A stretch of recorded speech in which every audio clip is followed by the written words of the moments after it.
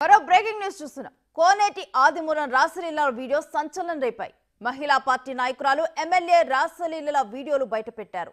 దీంతో ఆయనపై పార్టీ అధిష్టానం చంద్రబాబు సీరియస్ అయ్యారు. ఆయన్ని పార్టీ నుంచి సస్పెండ్ చేశారు. ఆ తర్వాత ఎమ్మెల్యే కోనేటి ఆదిమూలం అజ్ఞాతంలోకి వెళ్లారు.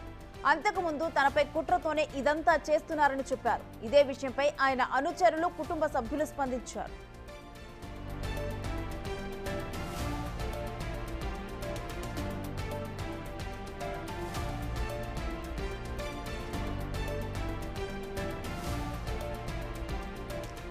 రాసలీల ఇష్యూపై ఆయన కుమారుడు సుమన్ స్పందించారు. ఆయనపై రాజకీయ కుట్రతోనే ఇలా చేశారని ఆరోపించారు.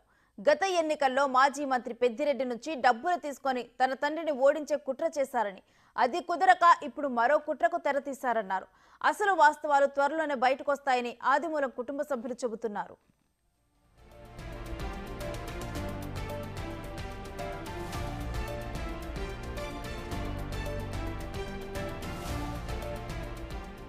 ఆయన అనుచరులు ఈ అంశంపై స్పందించారు. పార్టీకి వ్యతిరేకంగా పనిచేసిన వారే కుట్ర చేశారని ఆదిమూలం అనుచరులు అంటున్నారు. ఆదిమూలంకు ఇలాంటి పిచ్చి అలవాట్లు లేవని అనుచరులు చెబుతున్నారు. ఆదిమూలంను రాజకీయంగా దెబ్బతీయడానికి ట్రాప్ జరిగిందేమోనని అనుచరులు అనుమానం వ్యక్తం చేస్తున్నారు.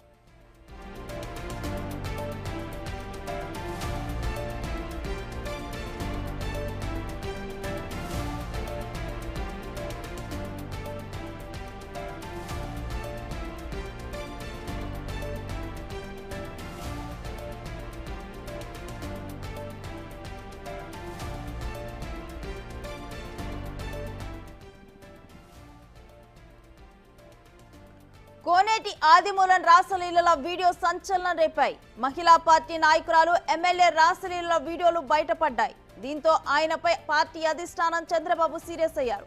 ఆయన్ను పార్టీ నుంచి సస్పెండ్ చేశారు. ఆ తర్వాత ఎమ్మెల్యే కోనేటి ఆదిమూలం అజ్ఞాతంలోకి వెళ్లారు. ఇక అంతకుముందు తనపై కుట్రతోనే ఇదంతా చేస్తున్నారని చెప్పారు.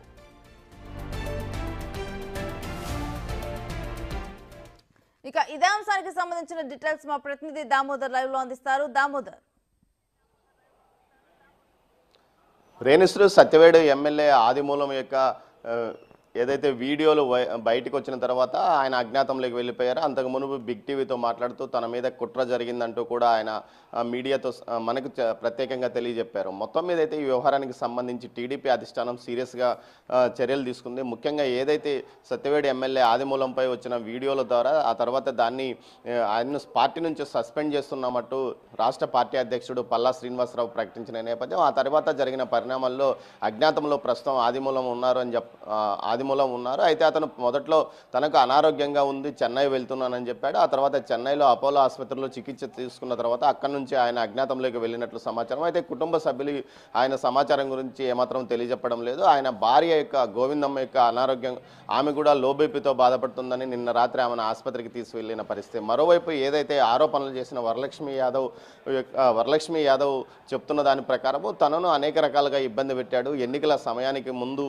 ఏదైతే వైసీపీ నుంచి వచ్చిన ఆదిమూలం అభ్యర్థిత్వాన్ని తాము వ్యతిరేకించామని, గతంలో ఇన్ఛార్జిగా పనిచేసిన హెలెన్కు అవకాశం ఇవ్వాలంటూ తాము డిమాండ్ చేశాము. అయితే పార్టీ మాత్రం ఆదిమూలం పేరును ప్రకటించిన తర్వాత ఆయనకు ఎన్నికల్లో పనిచేశామని చెప్తుంది. కేవీపురం మండల అధ్యక్షురాలుగా ఉన్న ఆమె గతంలో తెలుగుదేశం పార్టీలో ముందు నుంచి కొనసాగుతుంది. అనేక ఆందోళనలో తాను పాల్గొన్నానని కూడా ఈ సందర్భంగా తెలియజెప్పింది. అయితే ఆమె ఈ సమాచారాన్ని నేరుగా పార్టీ అధిష్టానానికి ఇవ్వకుండా మీడియాకు ఎందుకు విడుదల చేసిందంటూ కూడా కొంత ప్రశ్నిస్తున్నారు. అయితే తాను అటు చంద్రబాబు నాయుడుకు, నారా లోకేష్కు ఫిర్యాదు చేసినప్పటికీ ఫలితం రాకపోవడంతోనే తాను ఈ విధంగా చేశానంటూ కూడా ఆమె తాను విడుదల చేసిన ప్రకటనలో తెలియజెప్పింది. మొత్తం మీద అయితే ఈ వ్యవహారంతో తెలుగుదేశం పార్టీ జిల్లాలో తెలుగుదేశం పార్టీ ప్రతిష్ట కొంత దిగజారిందని కూడా చెప్పక తప్పదు. ముఖ్యంగా ఈ విషయాన్ని ఏదైతే ముందుగా గత నెల రోజుల నుంచి ఏదైతే సత్యవేడు నియోజకవర్గంలో తెలుగుదేశం పార్టీలో కుమ్ములాట్లో మొదలైన, ముఖ్యంగా ఏదైతే వారం రోజుల క్రితం ఒక వీడియో కూడా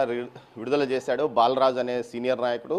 ఏదైతే ఆదిమూలం వైసీపీ నాయకులకు అనుకూలంగా పనిచేస్తున్నారు, తమను పట్టించుకోవడం లేదంటూ కూడా ఆయన ఆరోపణలు చేసిన నేపథ్యం, ఈ నేపథ్యంలో వీటిపైన చర్యలు తీసుకోవాల్సింది. అయితే పార్టీని ఇక్కడ సీనియర్స్గా సమన్వయం చేసే నాయకుడు లేకపోవడంతో పాటు ఓవైపు అటు వరదల నష్టంతో దాని మీద పూర్తి స్థాయిలో దృష్టి కేంద్రీకరించిన అటు ఏదైతే చంద్రబాబు చంద్రబాబు నాయుడు కానీ నారా లోకేష్ ఆ విషయంలో సీరియస్గా ఉండడంతో ఇక్కడ పట్టించుకోలేదంటూ కూడా తెలుగుదేశం శ్రేణులు అంటున్నాయి. మొత్తం మీద ఈ విషయాన్ని గురించి ముందుగానే గత నెల రోజులుగా ఏదైతే వివాదం మొదలైంది, అప్పట్లో ఏదైతే తెలుగుదేశం పార్టీ పాత శ్రేణులు వర్సెస్ ఆదిమూలం మధ్య వివాదాలు నడుస్తున్న నేపథ్యంలోనే ఈ వీడియోను బయటికి పంపించారని చెప్తున్నారు. ముఖ్యంగా ఆదిమూలం చెప్తున్న దాని ప్రకారం స్థానికంగా ఉన్న నాయకులు ఏదైతే గిరిధర్, నారాయణవనం మండలానికి చెందిన గిరిధర్తో పాటు కేవీపురం మండలానికి సంబంధించిన మునుస్వామి యాదవ్, వరలక్ష్మి యాదవ్, దీంతో పాటు ఏదైతే మరో ఇద్దరు నాయకులు ఈ కుట్రలో పాలు పంచుకొని తన ప్రతిష్టకు దెబ్బతీశారు. దీని వెనుక ముఖ్యంగా మాజీ మంత్రి పెద్దిరెడ్డి రామచంద్రారెడ్డి ఉన్నారంటూ కూడా చెప్తున్నారు. మొత్తం మీద ఈ విషయానికి సంబంధించి అయితే ఆ ప్రస్తుతం పెద్దిరెడ్డి ఏదైతే ఆదిమూలం అజ్ఞాతంలో ఉన్నారో ఆయన ఒక సీనియర్ నాయకుని వద్ద ఉన్నట్లు కూడా సమాచారం తెలుస్తుంది. అయితే ఆ విషయాన్ని బయటికి అధికారికంగా ఎవరు చెప్పడం లేదు. మరోవైపు కుటుంబ సభ్యులు, ఆదిమూలం కుటుంబ సభ్యులు మాత్రం సీరియస్గానే ఈ విషయం మీద స్పందిస్తున్నారు.